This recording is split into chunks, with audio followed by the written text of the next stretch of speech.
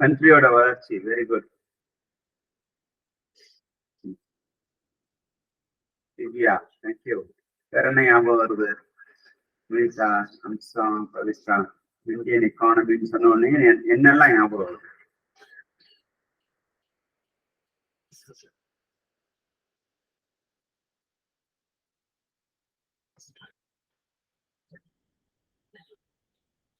S, very good. Vinitha நல்ல அர்த்தமோட வந்திருக்காங்க. GDP, gross domestic product அப்படின்னு சொல்லுவோம். Very good. Amsa, very good. FDI, foreign direct investment. Very good, excellent. Amsa, FII, FDI, foreign direct investment. வேற என்ன ஞாபகம் வருது? இந்தியன் எக்கானமின்னு சொன்ன உடனே என்ன ஞாபகம் வருது? Net national product. Very good Vinitha. Net national product, cross national product, net national product, gross domestic product, இந்தியாவுடைய வளர்ச்சி.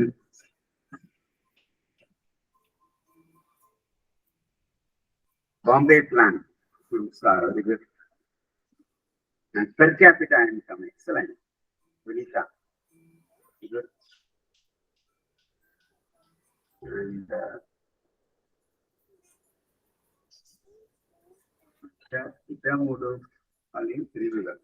சரியா புரியல அது எனக்கு. 5 year plan. Very good. 5 year plan. Amsa, 5 year plan யார் இன்ட்ரோடியூஸ் பண்ணது? எந்த கான்செப்ட்ல 5 year plan இருக்கு? எத்தனை 5 year plan முடிஞ்சிருக்கு? இந்த கேள்விகள் எல்லாம் கேட்டுருக்காங்க. Very good. And Vinitha, Nehru. Very good. 5 year plan சொல்றோம். 5 year plan உடைய தந்தை யாரு? Very good. NDC. Excellent Amsa. Good.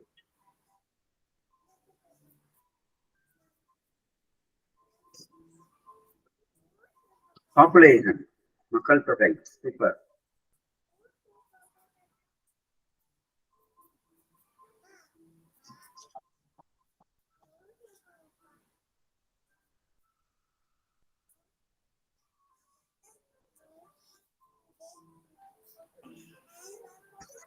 Population density. Super Amsa.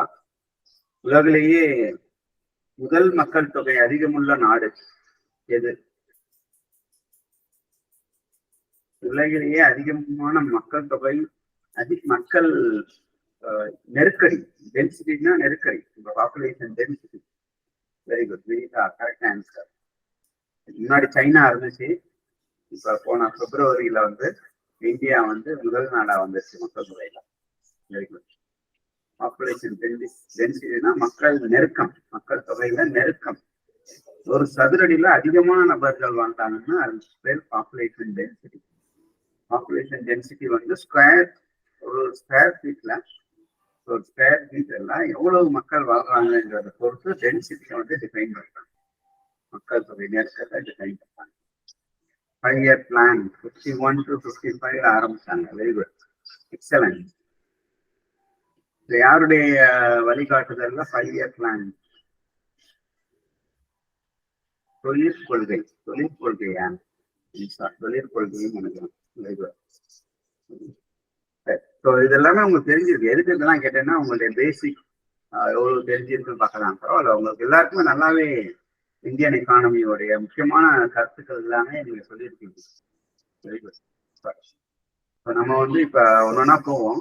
இதுக்கு நடுவுலயே நான் சில கேள்விகள், இதுக்கு முன்னாடி கேட்கப்பட்ட கேள்விகள் டிஎன்பிஎஸ்சியில குரூப் அந்த இந்தியன் எக்கானமி தலைப்புல கேட்கப்பட்ட கேள்விகள், அதை ஒட்டி வர்ற முக்கியமான எதிர்பார்க்கக்கூடிய கேள்விகள் எல்லாமே நடுவில் நம்ம டிஸ்கஸ் பண்ணுவோம்.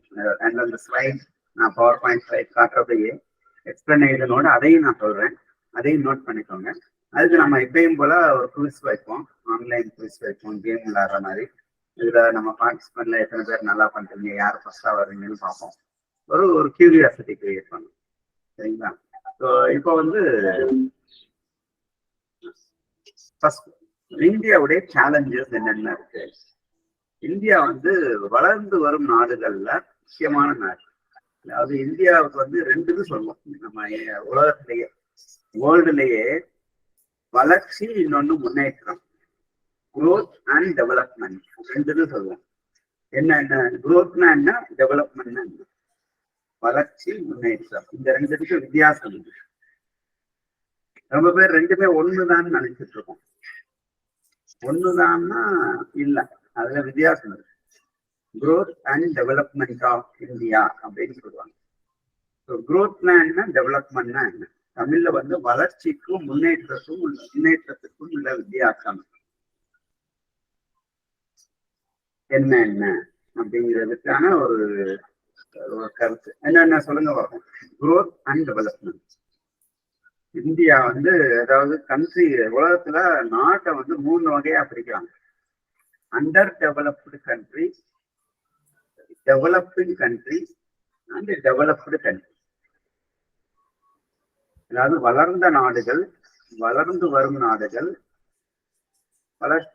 வளர்ச்சி நிலையில் இல்லாத நாடுகள், முன்னேற்றம் அடைந்த நாடுகள், முன்னேற்றம் அடைகின்ற நாடுகள், முன்னேற்றம் அடையாத நாடுகள் அப்படின்னு 3 வகையா பிரிக்கிறாங்க. திருப்பி சொல்றேன், அண்டர் டெவலப்டு, டெவலப்பிங், டெவலப்டு 3 ஸ்டேஜ்ல இருக்கு. இதுல இந்தியா வந்து டெவலப்பிங் கண்ட்ரியில இருந்து டெவலப்டு கண்ட்ரியா டிரான்ஸ்ஃபார்ம் ஆயிட்டு இருக்கிற டைம். அதாவது வளர்ந்து வரும் நாடுகள்ல இருந்து வளர்ச்சி அடைந்த நாடுகளை நோக்கி பயணம் செய்து கொண்டிருக்கிற தருணம் தான் இந்தியா இருக்கு. இப்ப குரோத்துக்கும் டெவலப்மெண்ட்டுக்கும் என்ன வித்தியாசம்? ஏன்னா ரொம்ப நேரத்துல நம்ம ரெண்டையும் ஒரே மாதிரி யூஸ் பண்ணோம். குரோத் அப்படின்னா ஒரு வாட்டி அட்டைன் பண்ணிட்டோம்னா அதை வித்ட்ரா பண்ண முடியாது, திருப்பி வாங்க முடியாது. உதாரணத்துக்கு ஒரு பையனுடைய ஹைட் ஒரு 130 சென்டிமீட்டர்ல இருந்து 140 சென்டிமீட்டரா வளர்ந்துட்டான்னா அவன் திருப்பி குட்டையாக்க முடியுமா? முடியாது இல்லையா? ஒருத்தனுடைய அதுக்கு பேரு வளர்ச்சி, குரோத். இத வந்து குவான்டிஃபை பண்ணலாம். எவ்வளவு வளர்ந்து வந்திருக்குன்னு குவான்டிஃபை பண்ணலாம், கரெக்டா மெஷர் பண்ணலாம். மெஷரபிள், கரெக்டா நம்பர்ல சொல்லலாம். ஆனா டெவலப்மெண்ட்னா முன்னேற்றம், அது ரிவர்ஸ்ல கூட நடக்கும் சில நேரம். ஒரு வாட்டி முன்னேற்றம், நல்ல முன்னேற்றம், ரொம்ப அதிகப்படியான முன்னேற்றம், திடீர்னு ஒரு தளர்வு நிலைக்கு போய் அண்டர் டெவலப்பிங் அப்புறம் போகலாம். அதான் வித்தியாசம். குரோத்னா திரும்பி போக முடியாது, ஒரே மாதிரி அப்படியே மேலதான் போக முடியுமே தவிர ஒரு நிலையில இருந்து இன்னொரு கீழ்பட்ட நிலைக்கு வர முடியாது. ஆனா வளர்ச்சியில, முன்னேற்றத்துல ஒரு நிலையில இருந்து திடீர்னு ஒரு குறைந்த நிலைக்கு வர்றதுக்கு வாய்ப்பு இருக்கு. இது ஒரு வித்தியாசம். ரெண்டாவது, குரோத்தை வந்து உங்களால மெஷர் பண்ண முடியும், கரெக்டா நிர்ணயிக்க முடியும். யார் நிர்ணயிச்சாலும் அது மாறாது. அது பேர் அப்ஜெக்டிவ் மெஷர்மெண்ட் அப்படின்னு சொல்றாங்க. growth is an objective measurement, but development is a quality measurement. Subjective measurement, subjective quality measurement. growth வந்து குவான்டிட்டியால மட்டும்தான் சொல்ல முடியும். But development quality of living வச்சு கூட சொல்லலாம், தரத்தை வச்சு கூட சொல்லலாம் development. So growth and development, இந்த வித்தியாசம் வந்து ரொம்ப தெரிஞ்சிருக்கணும். இது ரொம்ப பேர் ஒரே மாதிரி யூஸ் பண்றோம். கொஸ்டின் இந்த மாதிரில இருந்து கொஸ்டின் வந்துச்சுன்னா நம்ம கொஞ்சம் கன்ஃபியூஸ் ஆகிடும். இந்த வித்தியாசம் மட்டும் புரிஞ்சு. growth வளர்ச்சி அடைகிறது, பின்வாங்க முடியாது. சாரி, பட் முன்னேற்றம், டெவலப்மெண்ட்ங்கிறது ஒரு சில சமயத்துல ஏதாவது ஒரு கிரைசிஸ் வந்துச்சுன்னா பின்வாங்குறதுக்கு வாய்ப்பு. குரோத் வந்து தடைப்படலாம் ஒரு குறிப்பிட்ட வருஷத்துக்கு அப்புறம். ஒரு நபர்களுக்கு, நம்ம மனிதர்களுக்கெல்லாம் ஒரு குறிப்பிட்ட வயசுக்கு அப்புறம் குரோத் தடைப்படலாம். ஆனா முன்னேற்றம் அப்படி இல்லை, அது முன்னோக்கி போயிட்டே இருக்கும். அதனாலதான் முன்னேற்றம். டெவலப்மெண்ட் அப்படி. இது ரெண்டாவது வித்தியாசம். மூன்றாவது வித்தியாசம், குரோத்தை வந்து உங்களால கணக்கிட முடியும், நம்பரால கணக்கிட முடியும். இது அப்ஜெக்டிவ் எவாலுவேஷன். யாரு கணக்கிட்டாலும் மாறாது. இப்போ ஒருத்தர் 142 சென்டிமீட்டர்னா யாருக்கு அவன் கணக்கு பண்ணாலும் 142 சென்டிமீட்டர் மாறாது. அந்த மாதிரி அப்ஜெக்டிவ் மெஷர்மெண்ட். பட் டெவலப்மெண்ட்ங்கிறது சப்ஜெக்டிவ் மெத்தட். ஒவ்வொருத்தருக்கும் அது மாறும். ஏன்னா ஒருத்தருடைய தரமும் இன்னொருத்தருடைய தரம் பொறுத்து அந்த டெவலப்மெண்ட் வந்து நிர்ணயிக்கப்படுது. It is also measurable. அதுவும் மெஷர் பண்ணலாம். ஆனா it is a subjective measure. It is based on quality. growth வந்து is based on quantity. Development is based on quality. இந்த 3 வித்தியாசங்களை வந்து ஞாபகம் வச்சு, ஏன்னா இந்த 3 வித்தியாசங்களை ஞாபகம் வச்சுக்கிட்டு நம்ம அடுத்து வரப்போற முக்கியமான கான்செப்ட் எல்லாம் பார்த்தோம். சேலஞ்சஸ், இந்தியாவுக்கு முன்னாடி இருக்க சேலஞ்ச் என்னன்னா, India use to grow at 10% for 3 decades. 3 டிகேட்ஸ்னா 10 ஆண்டுகள். 3 பத்தாண்டுகள். 3 பத்தாண்டுகளா இந்தியா வந்து 10% வளர்ச்சியை நோக்கி சென்று கொண்டிருக்கிறது. ஒவ்வொரு ஆண்டும் 10%, 8.1, 7.6 இப்படிதான் வளர்ச்சி இருக்கு. 10% நோக்கி முயற்சி. Second, ease of doing business in India. பர்டிகுலர்லா இந்தியாவில் வந்து லிபரலைசேஷன், பிரைவேடைசேஷன், குளோபலைசேஷன் சொல்ற ஒரு கான்செப்ட் இருக்கு. அதுக்கு பேரு எல்பிஜி அப்படின்னு ஷார்ட் ஃபார்ம்ல சொல்லுவாங்க. அது கொஞ்சம் ஞாபகம் வச்சுக்கோங்க. கொஸ்டின்ல எல்பிஜின்னு தான் கேட்பாங்க. இங்க எல்பிஜினா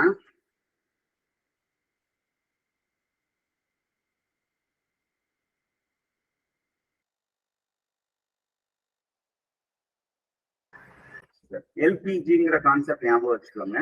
அது வந்து லிக்விட் பெட்ரோலியம் கேஸ்ன்னு நம்ம ரொம்ப பேர் தெரியும். அது பிரபலமா எல்லாருக்கும் தெரிஞ்சது எல்பிஜி, லிக்விட் பெட்ரோலியம் கேஸ்ன்னு. ஆனா இந்த எல்பிஜி வந்து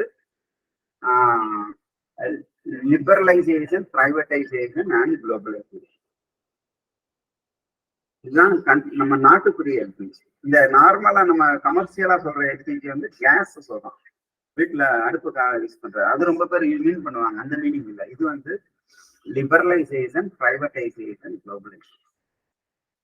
நேரு முத இந்தியாவில் கவர்னன்ஸ் பண்ணப்ப, பிரதமராக இருந்தப்ப சோவியத் ரஷ்யாவுடைய கான்செப்ட்ல சமத்துவ சமுதாயம்ங்கிற கான்செப்ட்ல ஆரம்பிச்சாரு. அது கொஞ்சம் கொஞ்சமா வளர்ந்து வர்றப்ப அப்புறம் விவசாயத்துல இருந்து இண்டஸ்ட்ரிக்கு போய் இண்டஸ்ட்ரியலைசேஷன், பிசினஸ் கான்செப்ட்ல எல்லா நாட்டுக்குமே சுதந்திரம் கொடுக்கணும். சுதந்திரம், அதாவது பிசினஸ் பண்றதுக்கு எல்லா நாடும் எல்லா நாட்டுக்குள்ளேயும் போகணும். எல்லா ப்ராடக்ட்டுமே இந்தியாவில் கிடைக்கணும். இந்தியாவுடைய ப்ராடக்ட் எல்லா நாட்டுக்கும் போகணும். அப்படிங்கிற கான்செப்ட்ல இந்த எல்பிஜிங்கிறத வந்து விரிவாக்கம் பண்ணாங்க. முதல் பெர்மிட் பண்ணாங்க. அதுக்கு இப்ப விரிவாக்கம் நடந்து ஃபாரினுடைய பணம் ரொம்ப இந்தியாவுக்கு வரணும், இந்தியாவுடைய இன்வெஸ்ட்மெண்ட் வெளிநாட்டுக்கு போகணும். அப்பதான் வளர்ச்சிங்கிறது சாத்தியம், முன்னேற்றங்கிறது சாத்தியம் சொல்லிட்டு இந்த கான்செப்ட் கொண்டு வந்தாங்க. LPG, liberalisation, privatisation and globalisation. உங்களுக்கு தெரியும் என்னன்னா, லிபரலைசேஷன் தாராளமயமாக்கல், பிரைவேடைசேஷன் தனியார் மயமாக்கல், குளோபலைசேஷன் உலகமயமாக்கல். தாராளமயமாக்கல், தனியார் மயமாக்கல், உலகமயமாக்கல். இந்த 3 தான் வந்து வளர்ச்சியும் முன்னேற்றமும் ஒரு நாட்டுக்கு கொடுக்கும் அப்படின்னு சொல்லிட்டு இந்தியாவுடையும் ஒரு குறிப்பிட்ட வருஷத்துல வந்து 3வது 5ஆண்டு திட்டத்துல இருந்து இதை கொஞ்சம் கொஞ்சமா கொண்டு வந்து மொத்தமா அலோவ் பண்ணல, கொஞ்சம் கொஞ்சமா ஒரு குறிப்பிட்ட பர்சன்டேஜ் அலோவ் பண்ணாங்க. இப்ப வந்து இந்தியாவை எதிர்நோக்கி இருக்கிற சேலஞ்சஸ்ல இது ஒண்ணு, ஈஸ் ஆஃப் டூயிங் பிசினஸ். இப்ப அது ஆரம்பிச்சிட்டாங்க. எல்லா இடத்துலயுமே பிசினஸ் நீங்க ஆரம்பிக்கணும்னு தோணுச்சுன்னா டக்குன்னு ஆரம்பிக்கலாம். முன்னாடி எல்லாம் அப்படி இல்லை. எல்லாம் ரொம்ப இடத்துல பெர்மிஷன் வாங்கணும், பெர்மிஷன் வர்ற வரைக்கும் வெயிட் பண்ணணும். இப்ப அப்படி இல்லை. உங்களுக்கு ஒரு ஐடியா இருக்கு, இந்த ஐடியாவை செயல்படுத்தணும்னா பிசினஸ் ஆரம்பிக்கணும்னா ஆரம்பிக்கலாம். ஒரு ப்ராடக்ட் எக்ஸ்போர்ட் பண்ணணும்னா பண்ணலாம். வழிமுறைகள் மட்டும் ஃபாலோ பண்ணா போதும். அதுக்காண்டி வெயிட் பண்ண வேண்டிய, முன்னாடிலாம் வருஷ கணக்குல வெயிட் பண்ணுவாங்க ஒரு வியாபாரம் ஆரம்பிச்சு. பட் இப்ப அப்படி இல்லை. ஈஸ் ஆஃப் டூயிங் பிசினஸ் அது வந்து லிபரலைசேஷன், பிரைவேடைசேஷன், குளோபலைசேஷனால வந்து ஒருத்தர் ஒரு பிசினஸ் பண்ணாருன்னா அது நாட்டுக்கே வந்து வளர்ச்சியும் முன்னேற்றமும் கொடுக்குங்கிறதுனால இதை வந்து எல்லாரும் ஆதரிச்சு அதை இன்னும் எவ்வளவுக்கு எவ்வளவு எளிமைப்படுத்த முடியுமோ அவ்வளவு எளிமைப்படுத்திட்டு இருக்காங்க. ஈஸியா ரிஜிஸ்டர் பண்ணலாம் உங்க பிசினஸ் வீட்லயே உட்காந்துட்டு ஆன்லைன்ல. அந்த மாதிரி எவ்வளவு டிஜிட்டல் பயணம் பண்ண முடியுமோ பண்ணி. அடுத்து மேக் இன் இந்தியா அப்படின்னு ஒரு கான்செப்ட் எல்லாருக்கும் தெரியும். இந்தியாவிலேயே அனைத்தையும் உற்பத்தி செய்யும் அப்படின்னு சொல்றது. இது வந்து part of global supply chain. Making India part of global supply chain. Global supply செயின்னா உலகத்துல இருக்கிற எல்லா பொருளும் எப்படி வந்து இந்தியாவை நோக்கி வருது, அதே மாதிரி இந்தியாவுடைய எல்லா பொருளும் உலகத்தை நோக்கி போகணும் அப்படின்னா அதுக்கு பேர் global supply chain. So making இந்தியாங்கிற கான்செப்ட் வந்து உலகத்தை நோக்கி நம்ம பொருளை கொண்டு போறதுக்கான ஒரு பாத் அப்படின்னு சொல்றாங்க. மேக்கிங் இந்தியா கான்செப்ட் வந்து இந்தியாவை தான் உற்பத்தி பண்றதுக்கு, அதனாலதான் இந்தியாவில் உற்பத்தி பண்றதுக்கு சப்சிடிஸ் அதிகமா கொடுப்பாங்க. அதுக்கு வந்து சப்போர்ட் எக்கச்சக்கமா இருக்கும். கடன்ல தள்ளுபடி எல்லாம் இருக்கும். கடன் ஒரு குறிப்பிட்ட லோன் வாங்கிட்டோம்னா அதுல 40% வந்து தள்ளுபடின்றுவாங்க. 60% நீங்க ஒரு 2 வருஷத்துக்குள்ள கட்டிட்டீங்கன்னா 40% தள்ளுபடி. அப்படின்னா என்ன அர்த்தம்னா, நீ பிசினஸ் பண்ணேன்னா அது மூலமா வர்ற இன்கமே அந்த லோனை விட அதிகமா வந்துருங்கிறது. தள்ளுபடினா சும்மா வானாவரியா கொடுக்கறது இல்லை. அந்த பிசினஸ் எப்படி வருதுன்னு பார்த்துட்டு அதுக்கேற்ற மாதிரிதான். அடுத்து பூஸ்டிங் டொமஸ்டிக் பிசினஸ், உள் வியாபாரத்தை பெருக்குறது. நம்ம ஒவ்வொரு ஊருக்கும் ஒவ்வொரு ஸ்பெஷலைசேஷன் இருக்கும். இப்போ காரைக்குடிக்குன்னு ஒரு ஸ்பெஷல் இருக்கு, டைல்ஸ் ஸ்பெஷல். திருநெல்வேலிக்குன்னு ஒரு ஸ்பெஷல் இருக்கு, மதுரைக்குன்னு ஒரு ஸ்பெஷல் இருக்கு. மதுரை மல்லி வந்து உலக அளவுல ஃபேமஸ். காரைக்குடி டைல்ஸ் வந்து உலக அளவுல ஃபேமஸ்.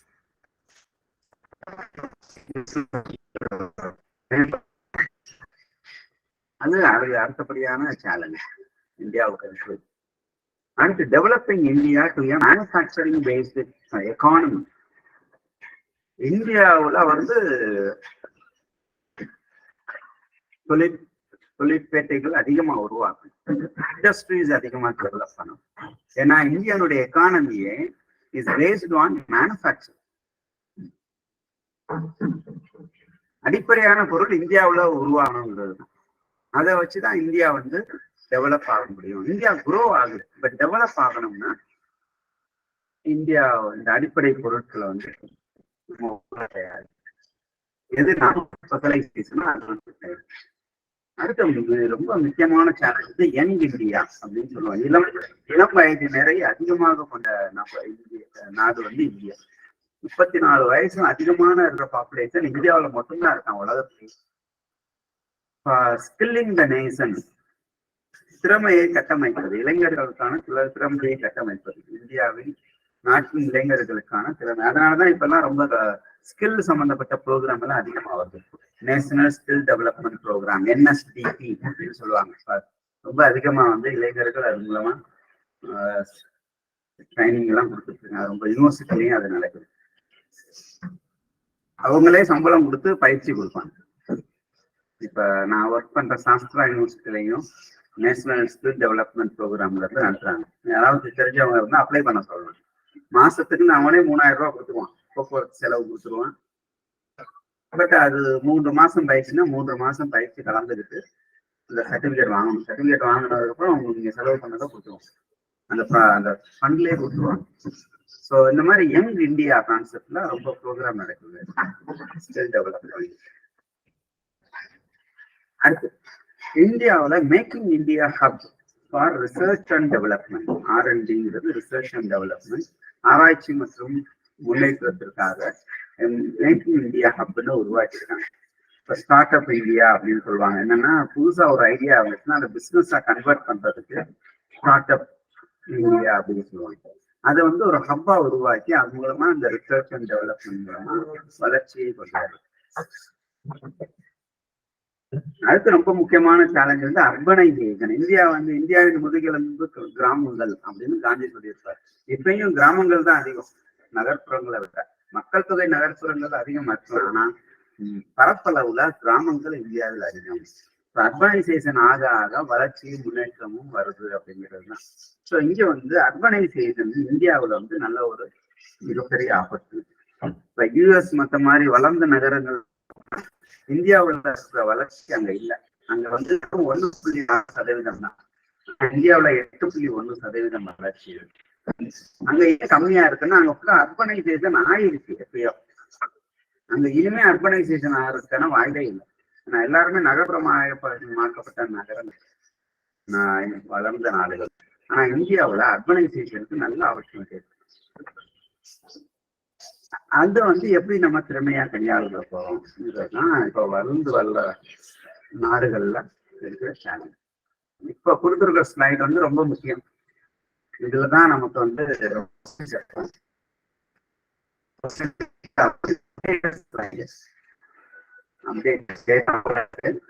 இந்தியா வந்து ஜிடிபி தான் உலகத்திலேயே 3வது இடத்துல இருக்கு. GDP India GDP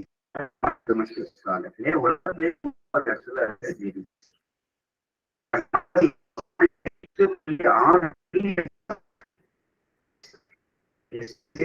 trillion.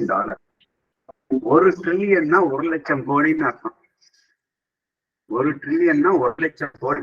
அப்ப 8.6 trillion லட்சம் கோடின்னு நீங்க கணக்கு பண்ணிக்கோங்க. அது டாலர்ல. ஜிடிபி இங்க வந்து நான் மிஸ் ஆகுறது அமௌண்ட்ல டாலர்ல 8.6 trillion. 1 trillion 1 லட்சம் கோடி. அப்ப 8.6 trillion 8.6 லட்சம் கோடி டாலர். ரூபாயில சொன்னா அதையும் தாண்டி வரும். $1 வந்து இப்ப கிட்டத்தட்ட 80 ரூபாய் நோக்கி போயிடுச்சு. இந்தியா வந்து ஜிடிபில 3வது வளர்ச்சி அடைந்த நாடுகள்ல வளர்ந்து வரும் நாடுகள் 3வது நாடு. உலகத்துல இருக்க எல்லா நாடுகளையும் பட்டியலிட்டா இந்தியா 3வது இடத்துல. குரோத் ரேட் இப்ப வந்து 2015-16 7.6, இப்ப வந்து 8.1. ஸோ இது வந்து fastest growing economy in the world. உலகத்திலேயே மிகவும் வேகமாக வளர்ந்து வரும் நாடுகள்ல இந்தியா முதல்ல இருக்கு. 2015-16 7.1, இப்ப 2023, 21, 22, 23 8.1. அதை நம்ம பார்ப்போம். அடுத்து ஃபாரின் ரிசர்வ்.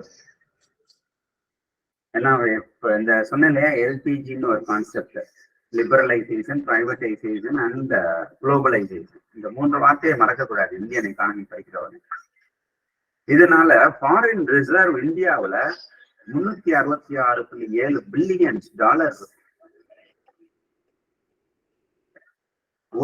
ஒரு மில்லியன்னா 10 லட்சம், 1 பில்லியன்னா 10 கோடி. அப்படின்னா எத்தனை கோடி டாலர் இந்தியாவுல இருக்கு ஃபாரினுடைய ரிசர்வ்.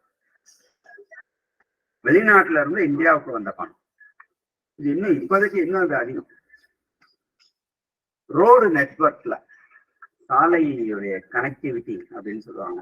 ரோட் நெட்வொர்க் எப்படி கனெக்ஷன் ஒவ்வொரு நகரத்துக்கும் இன்னொரு நாடு, ஒவ்வொரு நகரத்துக்கும் இன்னொரு நகரத்துக்கும், ஒரு சிட்டிக்கும் இன்னொரு சிட்டிக்கும், கிராமங்கள்ல எப்படி ரோட் கனெக்டிவிட்டி இருக்குன்னா India is the second largest in the world.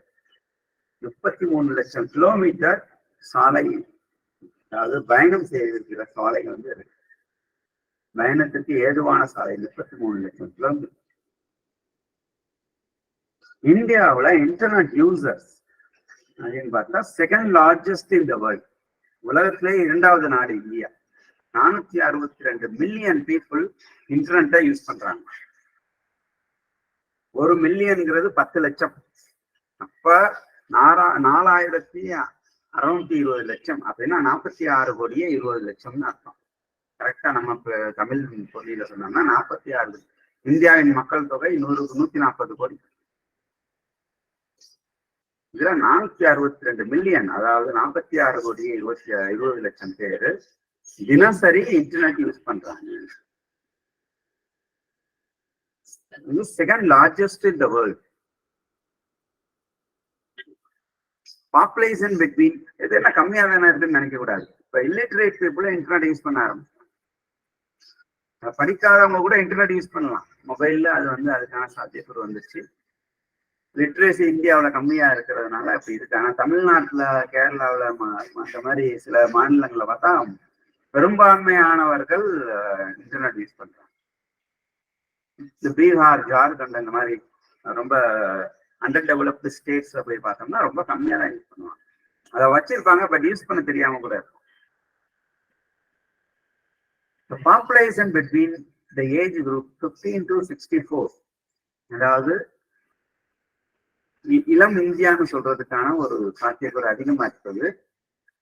767 million people 15 வயதுல இருந்து 64 வயதுக்குள்ள இருக்கிறவங்க. இப்ப ஜப்பான்ல பார்த்தோம்னா 60 வயசுக்கு மேற்பட்டவர்கள் 70% மொத்த மக்கள் தொகையில இருக்க ஜப்பான்ல இனிமே மக்கள் தொகையே ஏறாதுன்னு சொல்லிட்டாங்க. ஏன்னா முதியவர்கள் அங்க அதிகமாயிருக்காங்க. சில நாடுகள்ல குழந்தை பிறந்தாலே கவர்மெண்ட்ல இருந்து பணம் கொடுப்பாங்க. அந்த அளவுக்கு மக்கள் தொகை அங்க கம்மியா இருக்கான். ஸ்வீடன்ல எல்லாம் 2 குழந்தைக்கு மேல எத்தனை குழந்தை பிறக்குதோ அத்தனை குழந்தைங்களுக்கு அந்த கவர்மெண்ட் செலவு எடுத்துக்கிறோம். ஏன்னா அங்க மக்கள் தொகையே இல்லை. மக்கள் தொகை இல்லாதனால கண்ட்ரியை ஃபியூச்சர்ல வளர்ச்சி அடையாதுன்னு மக்கள் தொகை பெருக்குறதுக்கு. பட் இந்தியாவில் அப்படி இல்லை. இருக்கிற மக்கள் தொகையவே கட்டுப்படுத்த முடியாது. ஏன்னா டென்சிட்டி அதிகமாயிடுச்சு. ஸோ இங்க பாப்புலேஷன் பெட்வீன், ஏன்னா அங்க ஏன் அந்த மாதிரி கொடுக்குறாங்கன்னா அங்க ஏஜ்டு பாப்புலேஷன் அதிகம். 60 வயதுக்கு மேற்பட்டவர்கள் 70% டோட்டல் பாப்புலேஷன்ல ஜப்பான்ல 60 வயசுக்கு மேல இருக்கிறவங்க 70% பேர். அப்படி எப்படி மக்கள் தொகை பெருக்கிறதுக்கான வாய்ப்பு இல்லை. மக்கள் தொகை தான் எல்லா எக்கானமி டெவலப்மெண்ட்டுக்கும் அஸ்திவாரம். இப்ப எல்லாருமே ரோபோட்டிக்ஸ் நோக்கி போயிட்டு இருக்காங்க. அப்ப ஜப்பான்ல கூட ரோபோட்டிக்ஸ் நோக்கி போயிட்டு இருக்காங்க.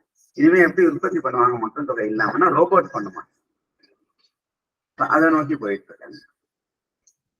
அர்பன் பாப்புலேஷன், நகர்ப்புற மக்கள் தொகை இந்தியாவுல அதிகமா 377 மில்லியன் நகர்ப்புறத்துல வச்சுக்கிறாங்க.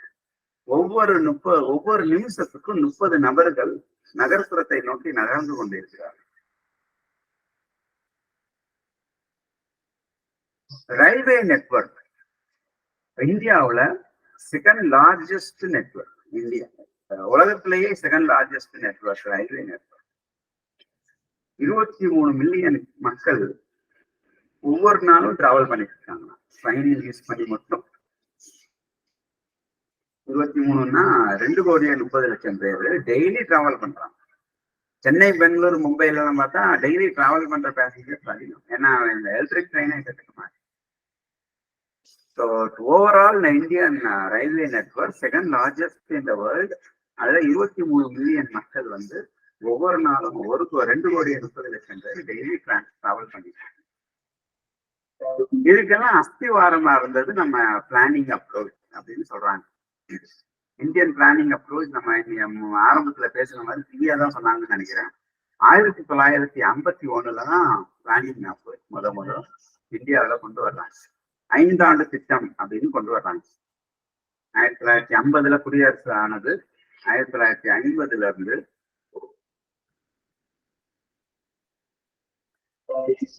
1950 குடியரசு ஆனதுக்கு அப்புறம் முதல் 5 ஆண்டு திட்டம் ஆரம்பிச்சது 1951. இது என்ன மாடல்? இந்த 5 ஆண்டு திட்டம் மாடல் என்னன்னா மகள்நோபிஸ் மாடல் அப்படின்னு சொல்லுவாங்க. நேரு தலைமையில அது வந்துச்சு. பட் இந்த மாடல் பேர் மகள்நோபிஸ் மாடல். முன்னாடியே பிரிட்டிஷ் ஆட்களை இதை ஃபாலோ பண்ணிட்டு இருந்தாங்க. மகள்நோபிஸ் மாடல் இதுதான் நம்ம ஃபாலோ பண்ணணும்னு 2வது 5 ஆண்டு திட்டத்துல இதை நோக்கி தாண்டி எடுத்து வச்சாங்க. முதல் 5 ஆண்டு திட்டம் நம்ம ஆரம்பிக்கணுங்கிற ஒரு கண்ணோட்டத்துல ஆரம்பிச்சது. ஆனா 2வது 5 ஆண்டு திட்டத்துல இருந்துதான் முறைப்படி என்ன ஏதுன்னு ஒரு 5 ஆண்டு திட்டத்திலையும் ஆமா first 5 year plan very good கரெக்டா சொன்னாங்க.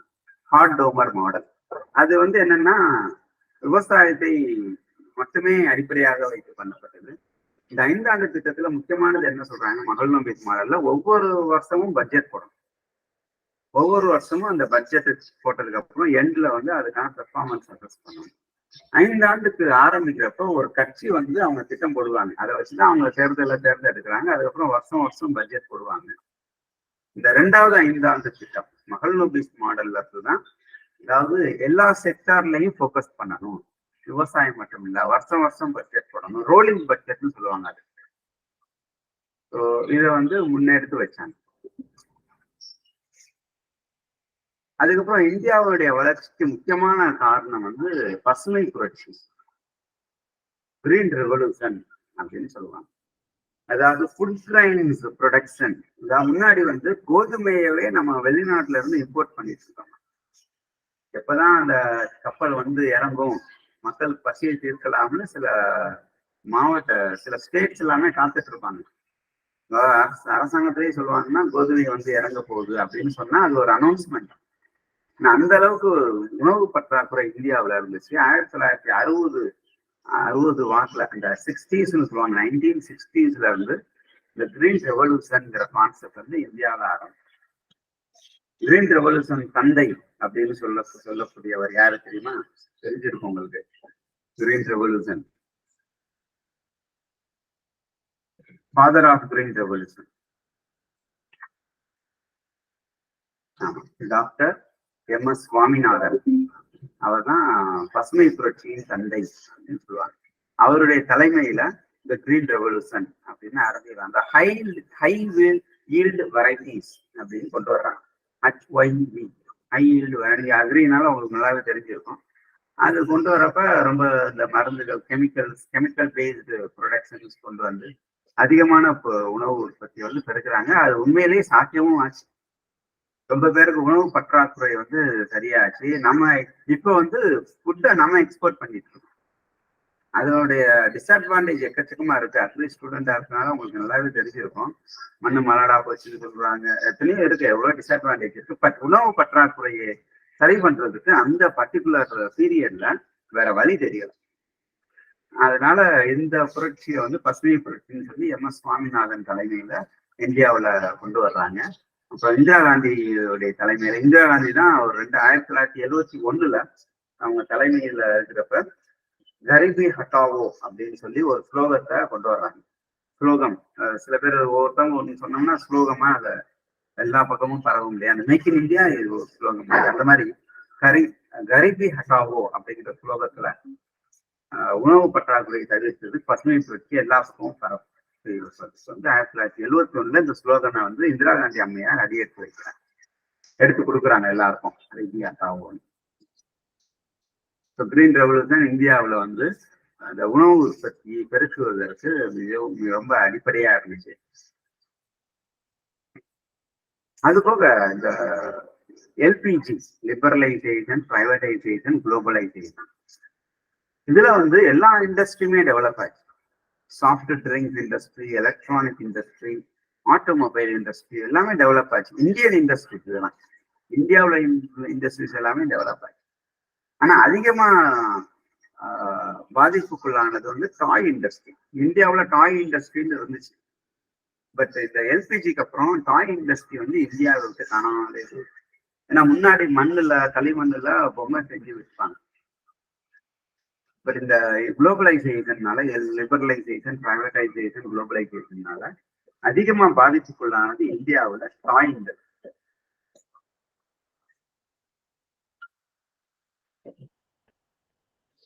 அடுத்து அதே மாதிரி ஒரு இந்தியன் ஃபுட் கம்பெனி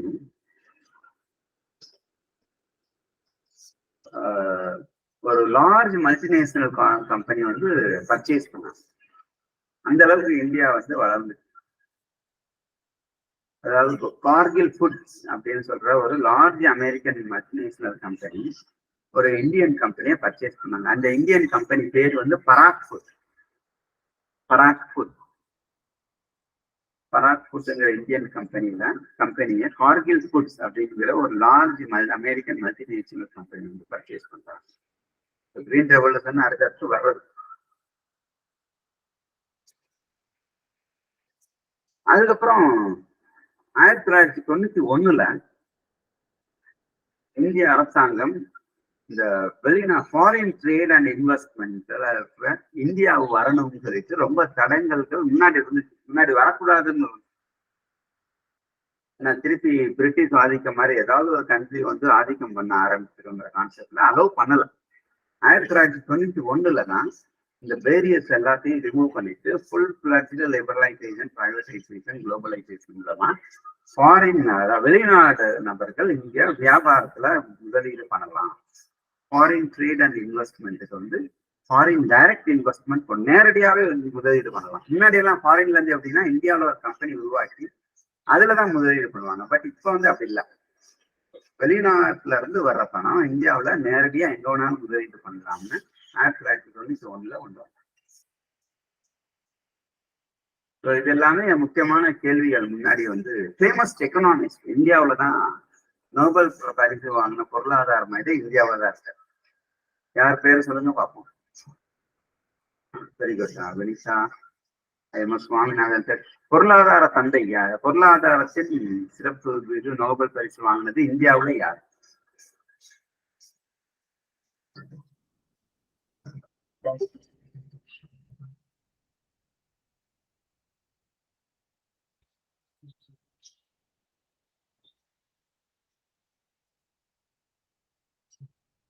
தெரியுங்களா? சாட் பாக்ஸ்ல போட்டிருக்கேன் பாத்துக்கீங்களா. அமர்த்தியா சென். அமர்த்தியா சென் தான் இந்தியாவுல பொருளாதாரத்துக்கு நோபல் பரிசுக்கு தேர்ந்தெடுக்கப்பட்டவர்.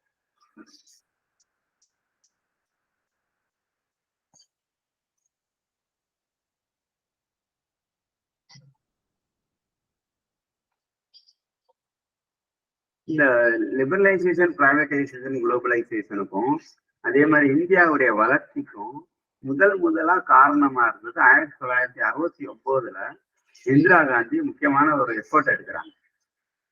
ஏன்னா நிதி சார்ந்ததுல வந்து கவர்மெண்டுடைய பங்களிப்பு இல்லாம நடக்கக்கூடாது அப்படின்னு சொல்லிட்டு இந்திரா காந்தி வந்து 1969 ஒரு ப்ரோக்ராம் ஸ்கீம் கொண்டு வர்றாங்க. அந்த ஸ்கீம்னாலதான் இப்ப பினான்ஸ் வந்து கவர்மெண்ட் கண்ட்ரோல்ல இருக்கு. அதுக்கு பேர் நேஷனலைஸ்டு பேங்க். சில வங்கிகள் வந்து தேசியமயமாக்கணும். முன்னாடி இந்திய பேங்க் வந்து எல்லாமே பிரிட்டிஷ் கண்ட்ரோல்ல ஆரம்பிச்ச பேங்க் எல்லாமே அதுவா நடந்துட்டு இருந்துச்சு. கூட்டாளி தத்துவத்துல நடந்துட்டு இருந்துச்சு. அதை வந்து தேசியமயமாக்கணும். மொத்தம் 20 வங்கிகள், முதலில் 6 வங்கிகள், அது 14 வங்கிகள், மொத்தம் 20 வங்கிகளை வந்து தேசியமயமாக்கினாங்க. நேஷனலைசேஷன் ஆஃப் பேங்க்ஸ் அப்படின்னு சொல்லுவாங்க. 1969 இந்திரா காந்தி பீரியட்ல இந்த போல்டு எஃபர்ட் வந்து எடுத்தாங்க. அதுக்கு எக்கச்சக்கமான எதிர்ப்புகள் கலந்துச்சு. இந்த போல்டு எஃபர்ட் எடுத்து 20 வங்கிகள் முதலில் தேசியமயமாக்கப்பட்டது. அடுத்து நம்ம அக்ரிகல்ச்சர் சம்பந்தமா ஒரு இந்தியன் எக்கானமில முக்கியமான கேள்வி இருக்கு. என்னன்னா, fixing the maximum size of land which could be owned by an individual. அதாவது ஒரு நபர்களை சேர்ந்த மிக பெரும் நிலப்பரப்பை எடுத்துக்கிறது. அதுக்கு பேர் என்னது? Fixing the maximum size of land which could be owned by an individual is called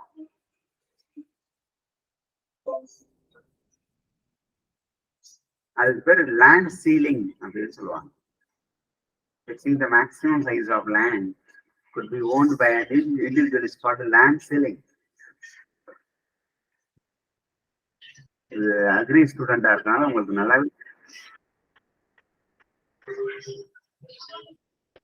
அடுத்த முக்கியமான இது வந்து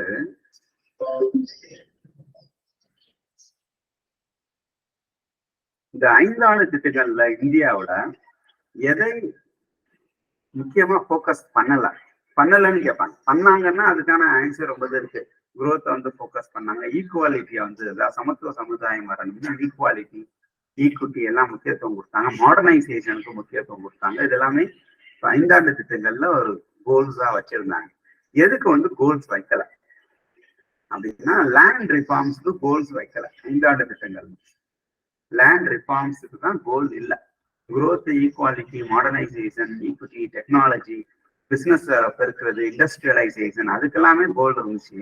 பட் லேண்ட் ரிஃபார்ம்ஸ் மெஷர்மெண்ட்ஸுக்கு தனியா ஒரு கொள்கை, ஒரு கோல் 5 இயர் பிளான்ல கோலா இல்லை.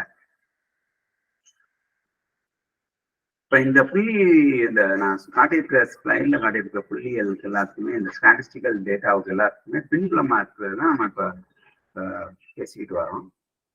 ஒரு குறிப்பிட்ட நிறுவனம் அக்ரிகல்ச்சர் அண்ட் ரூரல் டெவலப்மெண்ட்டுக்கு கடன் உதவி செஞ்சிச்சு. அந்த நிறுவனத்துக்கு பேர் என்ன? அந்த நிறுவனத்தினாலதான் ஃபுட் ப்ரொடக்ஷன் இந்தியாவில் சஸ்டைனபிளா இருக்கு அப்படின்னு இந்தியன் எக்கானமில வருது. அக்ரிகல்ச்சர் ரிலேட்டடா இருக்கிற கொஸ்டின்ஸ் கேட்கறதுக்கு வாய்ப்பு இருக்கு. So which of the following organization looks after the credit needs of agriculture and rural development in India? கடன் தேவைகள் மற்றும் கிராமப்புற வளர்ச்சிக்காகவும் விவசாயத்துக்காகவும் கடன் கொடுப்பதற்கான நிறுவனம் எது? ரொம்ப பேர் தெரிஞ்சிருக்கும், கண்டிப்பா தெரிஞ்சிருக்கும். என்னது? நபார்ட் வங்கி. நபார்ட் வங்கி. Very good, Vanitha answered well. So NABARD வங்கி, national agricultural bank for national bank for agricultural and rural development. அதே மாதிரி இந்தியாவில் நான் சொன்னேன் ஏற்கனவே, என்ன ஆகுதுன்னா செகண்ட் லார்ஜஸ்ட் ரோட் நெட்வொர்க் இந்த வேர்ல்டு, 33 கிலோமீட்டர்ஸ் இருக்கு. இதை வந்து ஹைவே ப்ராஜெக்ட் சொல்லுவாங்க. Highway projects in India are being implemented by which organisation? யாரு, எந்த அமைப்பு வந்து இந்த ஹைவே ப்ராஜெக்டை இம்ப்ளிமெண்ட் பண்ணுது? அரசாங்கத்துல இருக்கிற எந்த அமைப்பு?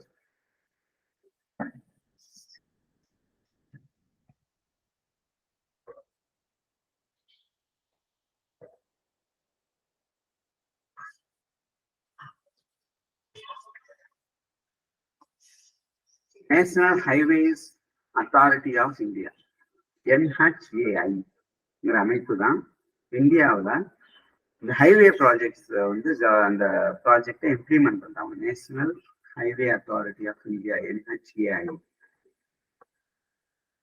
ஸோ இப்போ வந்து நம்ம மோஸ்ட்லி எல்லாம் கவர் பண்ணியிருக்கோம், கொஞ்சம் கொஞ்சம் முக்கியமானதெல்லாம். பெர்ஸ்பெக்டிவ் பிளான் அப்படின்னா என்ன அப்படின்னு கேட்பாங்க. இந்தியாவில் 5 இயர் பிளான் வந்து பெர்ஸ்பெக்டிவ் பிளான் சொல்றோம். பெர்ஸ்பெக்டிவ் பிளான் அப்படின்னா long term plan. Long term பிளானை தான் பெர்ஸ்பெக்டிவ் பிளான் அப்படின்னு சொல்றோம். அதாவது 5 ஆண்டு ஆரம்பிக்கிறப்பே இதுதான் அப்படிதான் இருக்கு, 2025 இப்படிதான் இருக்கணும், 2030 இப்படிதான் இருக்கணும் அப்படின்னு நிர்ணயம் பண்றது. அது long term plan. Perspective plan is a long term plan. அடுத்து சப்சிடிஸ் கவர்மெண்ட் கொடுக்குறாங்க இல்லையா, அது வந்து சப்ளை ஆஃப் குட்ஸ் இண்டிகேட் பண்ணாது. Subsidies do not allow prices to indicate the supply of goods. MRPயோட சப்சிடி பிரைஸ் வந்து லெஸ் பண்ணுவாங்களாங்கிறது தான் கேள்வி. லெஸ் பண்ண மாட்டாங்க answer. Subsidies do not allow prices to indicate the supply of your goods. அதே மாதிரி மேக்ஸிமம் சைஸ் ஆஃப் லேண்ட் வந்து இந்தியாவில் இருக்கிறதுக்கு வந்து ஒரு இண்டிவிஜுவல் ஓன் பண்ணியிருந்தாங்கன்னா அதுக்கு பேர் லேண்ட் சீலிங் மெஷர்மெண்ட். அப்புறம் லேண்ட் சீலிங். தேசியமயமாக்கல், இந்தியாவுடைய வங்கிகள் தேசியமயமாக்கல் எந்த வருஷம் அப்படின்னு பார்த்தோம். ஃபேமஸ் எக்கனாமிஸ்ட் இந்தியாவில் யாருன்னு பார்த்தோம். ஏன்னா இந்த புள்ளியியலுக்கு பின்புலமானவர்கள். 1991 இந்தியாவில் வந்து எல்லா தடங்களும் இந்த ஃபாரின் வெளிநாட்டு வாழ் மக்கள் வியாபாரம் பண்றதுக்கும் முதலீடு பண்றதுக்கும், இந்தியாவில் முதலீடு பண்றதுக்கும் வியாபாரம் பண்றதுக்கும் உள்ள தடைகள் நீக்கப்பட்ட ஆண்டு 1991 சொல்லுவாங்க. அப்புறம் பராக் ஃபுட்ஸ் பத்தி பார்த்தோம். அப்புறம் டாய் இண்டஸ்ட்ரீஸ் எப்படி அஃபெக்ட் ஆச்சுன்னு பார்த்தோம். அடுத்து நம்ம பார்க்க போறது இதெல்லாமே நம்ம எதிர்நோக்கி இருக்கிற பயணங்கள். இந்த புள்ளி முதல் நோட் பண்ணிக்கோங்க, நான் எக்ஸ்பிளைன் பண்றேன்.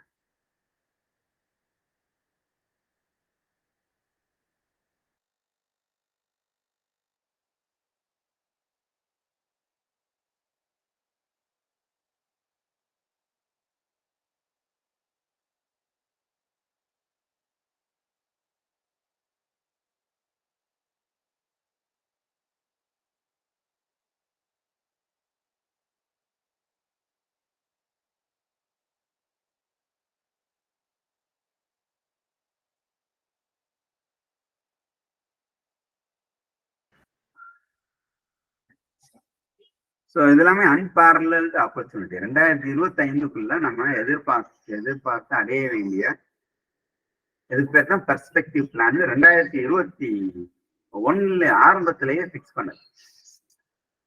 அதே மாதிரி இப்ப 2030 அடைய வேண்டிய திட்டங்கள் வேற பெர்ஸ்பெக்டிவ் பிளான்ஸ், அதான் லாங் டேர்ம் பிளான்ஸ் வரும். Huge consumer market. பிசிஜின்னு ஒரு நிறுவனம் வந்து ஒரு ஸ்டடி பண்ணாங்க. பிசிஜினா போஸ்டன் கன்சல்டன்ட் குரூப்ஸ் அப்படின்னு சொல்லுவாங்க. இது சம்பந்தமாக கூட நமக்கு கேள்விகள் வரும். பிசிஜி மேட்ரிக்ஸ் அப்படின்னு வரும். நம்ம அக்ரிகல்ச்சர்ல இதை அப்ளை பண்ணியிருக்காங்க. இது பற்றியும் கேள்விகள் இருக்கு. So Boston consultant group BCG நிறுவனம் 2025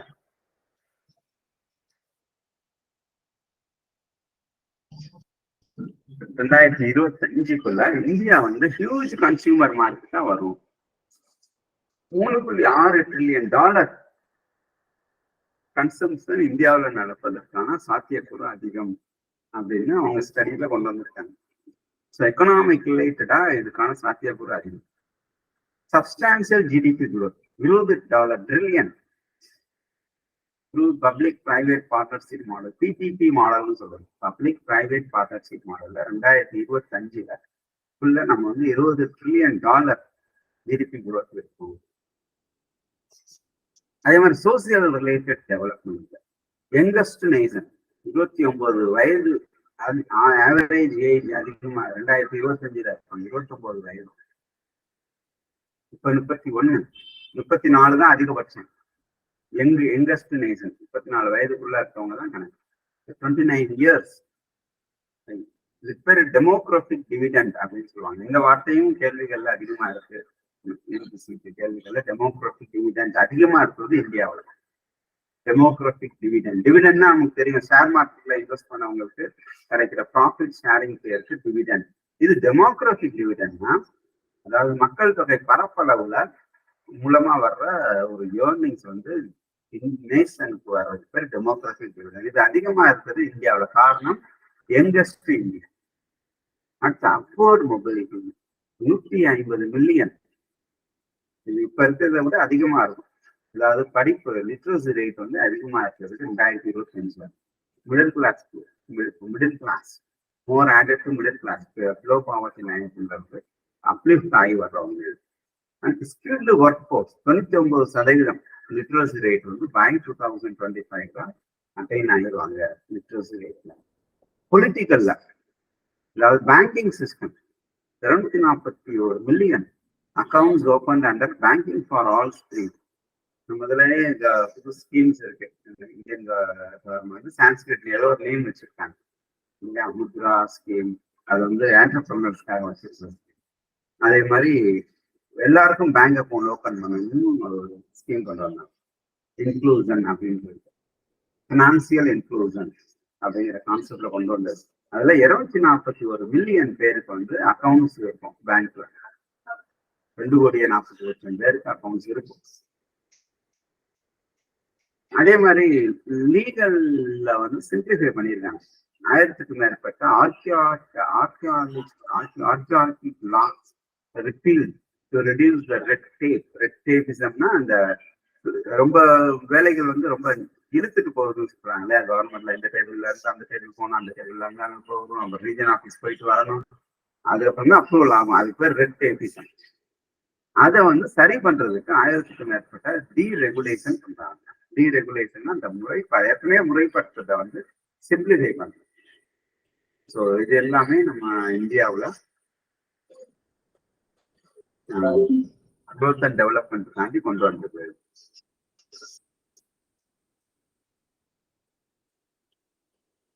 அடுத்து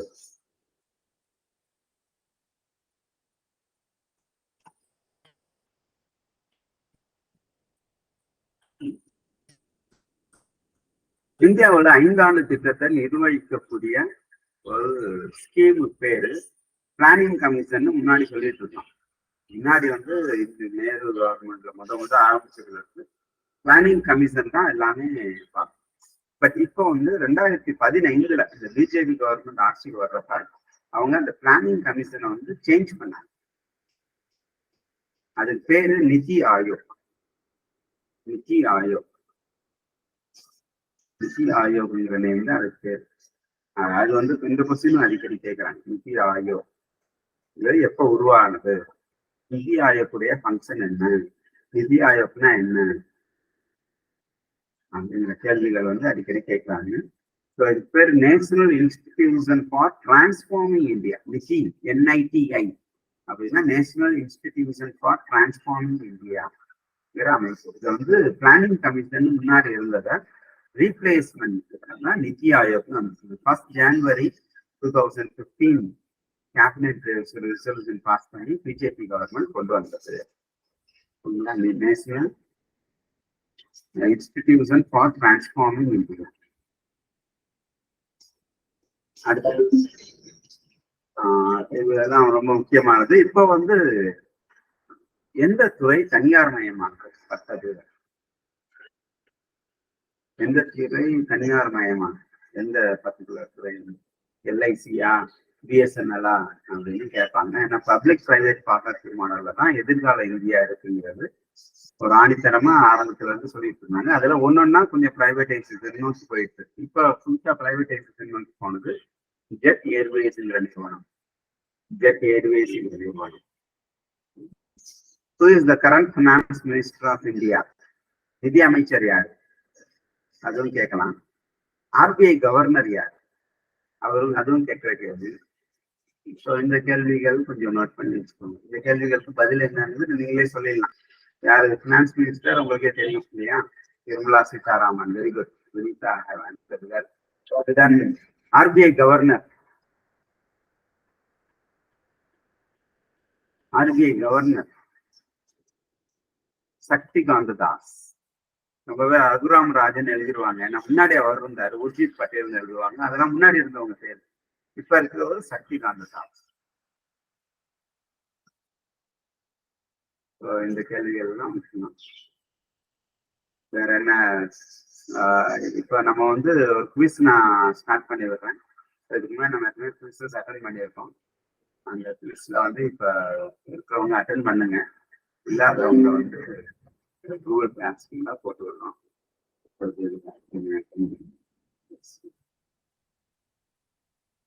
இந்த லிங்க் வந்து நான் சாட் பாக்ஸ்ல போடுறேன்.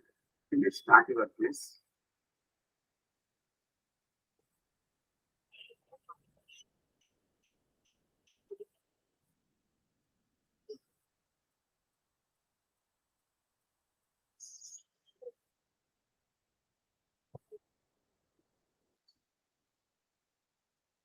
குவிஸ் லிங்க் வந்து சாட் பாக்ஸ்ல போட்டுருங்க. இந்த குவிஸ் லிங்க் நீங்க கிளிக் பண்ணாலே நீங்க லாகின் உள்ள போயிடலாம். இல்ல நீங்க உங்க லாகின் ஆகல, திவ்யாலாம் போன வாரம் லாகின் ஆகலன்னு சொன்னாங்க. அவங்களுக்கு வந்து இந்த வெப்சைட், இந்த ஆப்புக்கான சைட்டை கொடுக்குறேன். அதுல போயிட்டு ஜாயின் குவிஸ் அப்படின்னு இருக்கும். அதை கிளிக் பண்ணீங்கன்னா ஒரு நம்பர் கேட்கும். அந்த நம்பரை நீங்க கிளிக் பண்ணா கூட அதுக்கும் லிங்க் கொடுக்குறேன். அந்த குவிஸ் ஜாயின் கேம் கோட் 9 கோட்னு கேட்கும். அங்க வந்து 427479 அப்படின்னு டைப் பண்ணா கூட நீங்க வந்து ஜாயின் பண்ணலாம். 3 பேருமே ஜாயின் பண்ணிட்டீங்கன்னா, அம்சா வினிதா ஜாயின் பண்ணிட்டாங்க.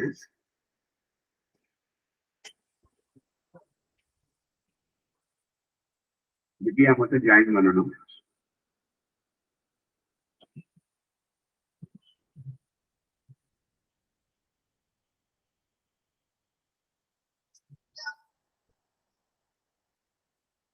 Waiting for Divya to join.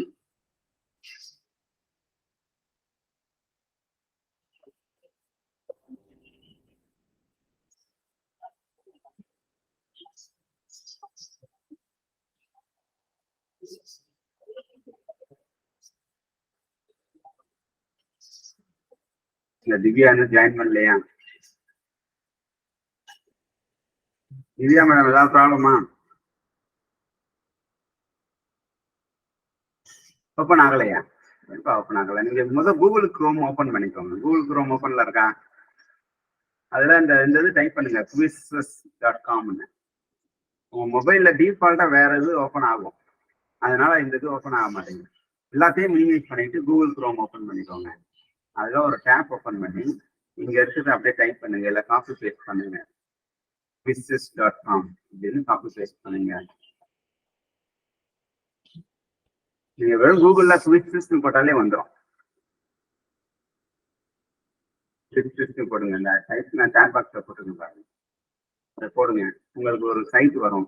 அதை கிளிக் பண்ணீங்கன்னா ரைட் சைட்ல join code, join the game அப்படின்னு கிளிக் பண்ணீங்கன்னா ஒரு கோடு கேட்கும். இந்த கோடு இருக்கிற இடத்துல இந்த நம்பரை டைப் ஒரு வாட்டியும் நீங்க அட்டன் பண்ண முடியல.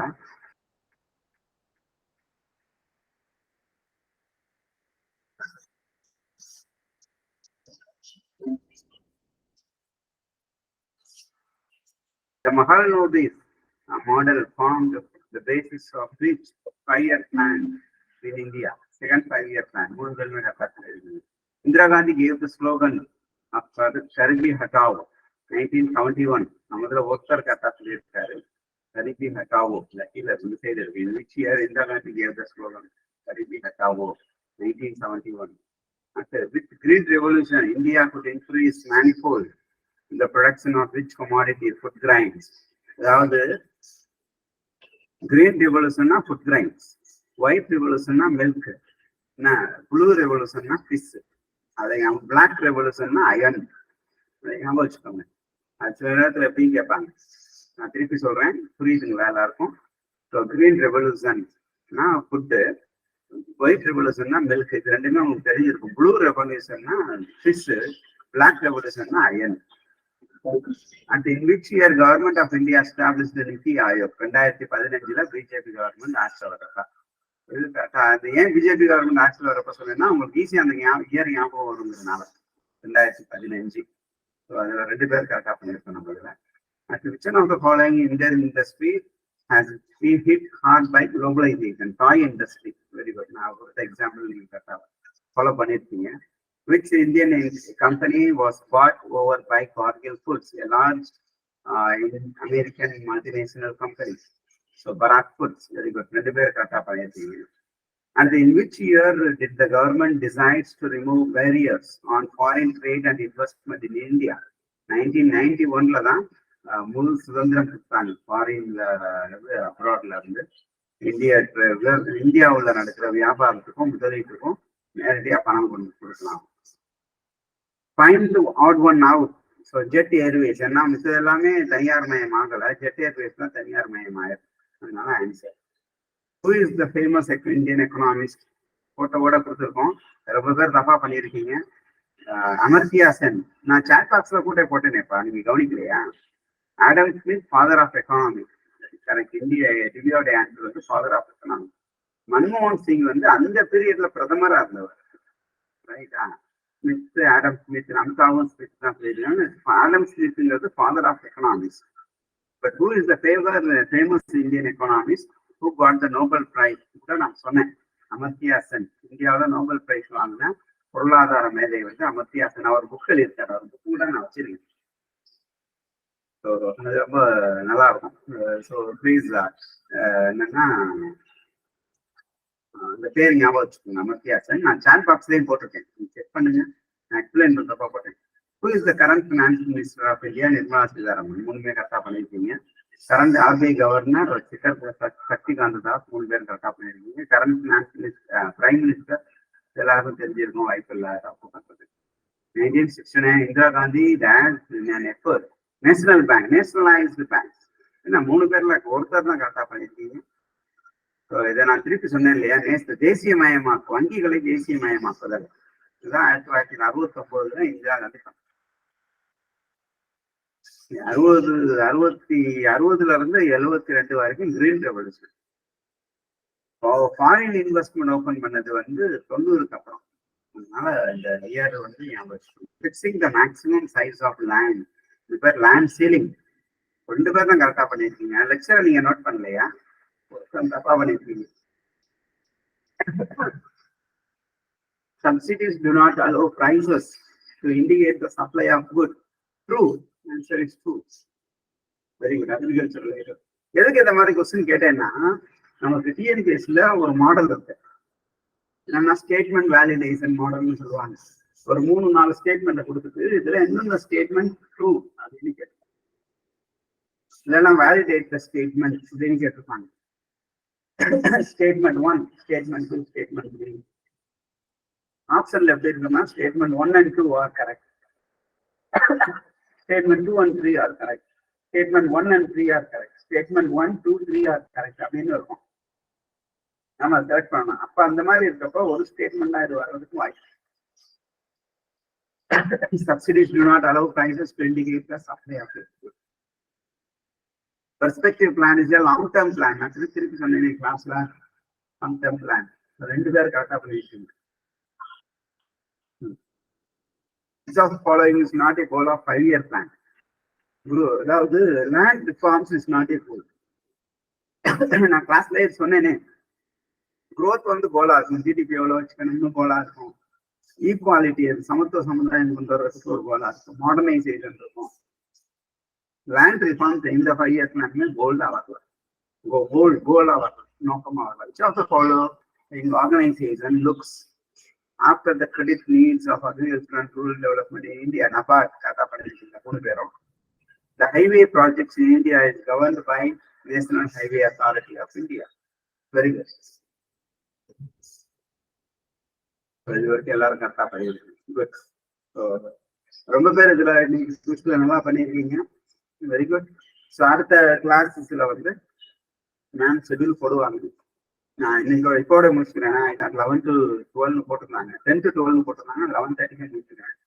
ஏன்னா ஒரு கிளாஸ் முக்கியமான ப்ரோக்ராம் இருக்கு. சரிங்களா? ஸோ இந்தியன் எக்கானமி பத்தி சில நோட்ஸ் மெட்டீரியல்ஸ் எல்லாமே என்னென்ன கிடைக்குதோ அதை வந்து நம்ம வாட்ஸ்அப் குரூப்லையும் போடுறோம், கூகுள் கிளாஸ் ரூம்லையும் போடுறோம். அதை அவங்க பார்த்துப்பாங்க. இது நம்ம கிளாஸ் முடியல, இந்தியன் எக்கானமி அப்படியே கண்டினியூ ஆகும். கரண்ட் அஃபேர்ஸ்லையும் இது பொதுவாகும், அதனால கண்டினியூ ஆகும். அதே மாதிரி ஆப்டிடியூட் கிளாஸும் ஃபுல்லா முடியல. சில ஆப்டிடியூட் கிளாஸ் வந்து போர்டில் செஞ்சாதான் நல்லா இருக்குங்கிறதுனால எதெல்லாம் ஆன்லைன்ல வாய்ப்போ அது ஆன்லைன்ல வைப்போம். போர்டில் செய்ய வாய்ப்பு இருக்கிறது நம்ம இப்போ ஆஃப்லைன் கிளாஸ் வரப்பையும் அது திருப்பி ஆரம்பிப்போம். கண்டினியூட்டி ஆக்டிவ் கிளாஸ் என்ன பண்றதுக்கு ப்ராக்டிகல் அதில் ரொம்ப தேவைப்படும். ஸோ இந்தியன் எக்கானமி கிளாஸ் இன்னைக்கு கிளாஸ் கூட முடிஞ்சிச்சு. அந்த கிளாஸ் வந்து சரி பார்ப்போம். ஏதாவது டவுட் இருந்தா கேட்கலாம். ஏதாவது டவுட் இருக்குங்களா? கிளாஸ் எப்படி இருந்துச்சு சாட் பாக்ஸ்ல போடலாம். இந்த டவுட் இல்லைன்னா we may close the session and thank you. So thank you னு சொல்றதை விட கிளாஸ் எப்படி இருந்துச்சுன்னு சாட் பாக்ஸ்ல போட்டு you may leave the class.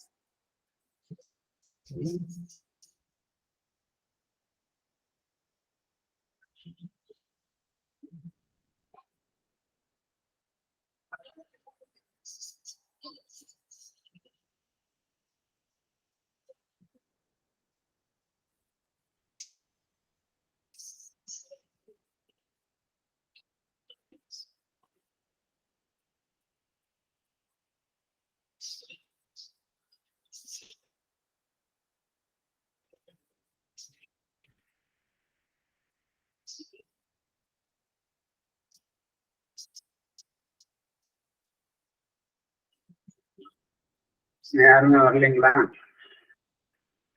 இல்லைங்களா? Thank you and class super is very good and thanks for your feedback and complete the class on video. Yes, quiz நல்லா இருந்துச்சு. Very good. First time quiz attend பண்ணிருக்காங்க.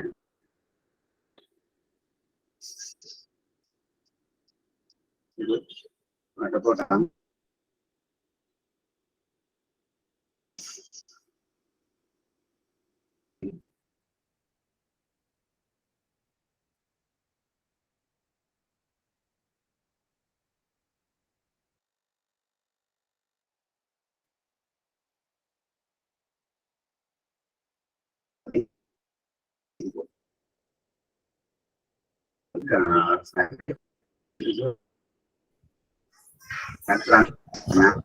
Continue பண்ணுவாங்க.